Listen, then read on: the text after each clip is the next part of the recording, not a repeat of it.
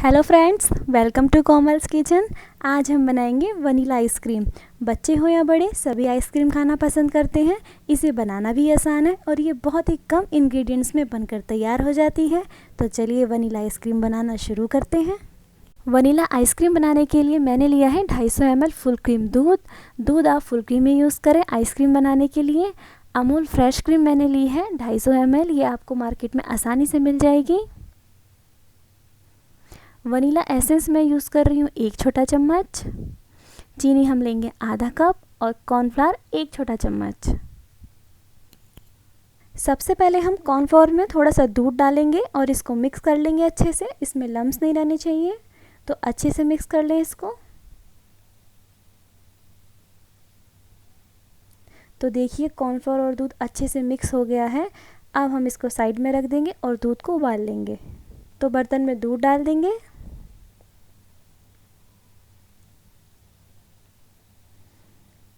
और अब दूध में उबाल आने देंगे। हम इसको बीच बीच में चलाते भी रहेंगे ताकि दूध तले में ना लगे।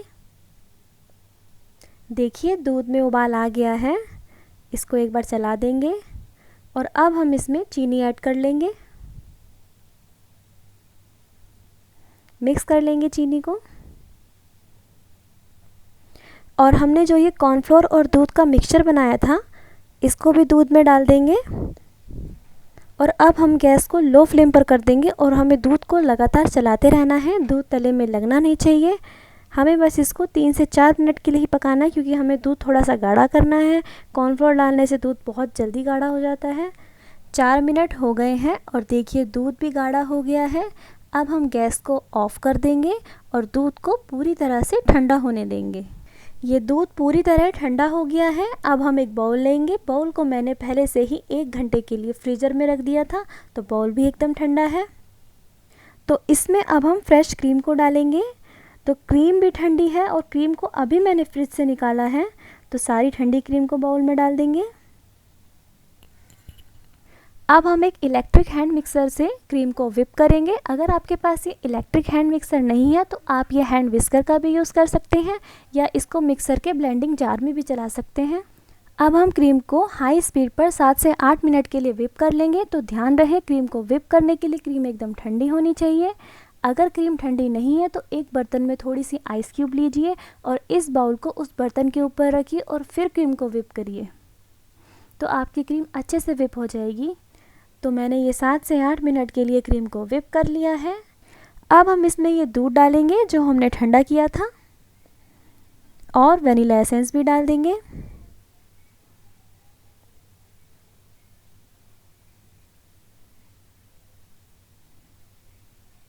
अब इलेक्ट्रिक हैंड मिक्सर को 1 मिनट के लिए और चला देंगे ताकि वनीला एसेंस और जो दूध हमने इसमें डाला है वो क्रीम में अच्छे से मिक्स हो जाए।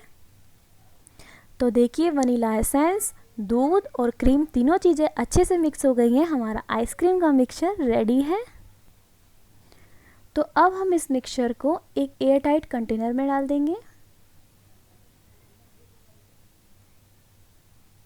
सारा मिक्सचर डाल दें इसमें।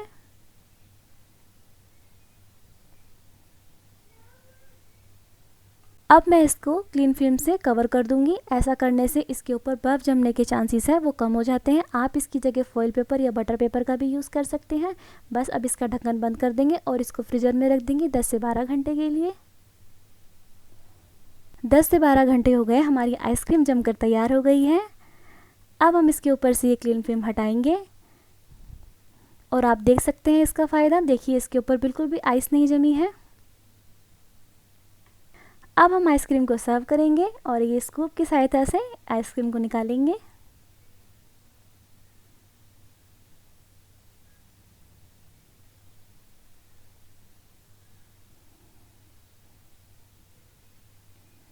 हमारी वनीला आइसक्रीम तैयार है। बहुत ही अच्छी आइसक्रीम बनी है। अगर आपको मेरी ये रेसिपी पसंद आए तो प्लीज़ मेरी वीडियो को लाइक कीजिए, शेयर कीजिए, बेल आइकन पर क्लिक कीजिए ताकि मेरी वीडियो की नोटिफिकेशन सबसे पहले आपको मिले और मेरे चैनल को सब्सक्राइब करना ना भूलें।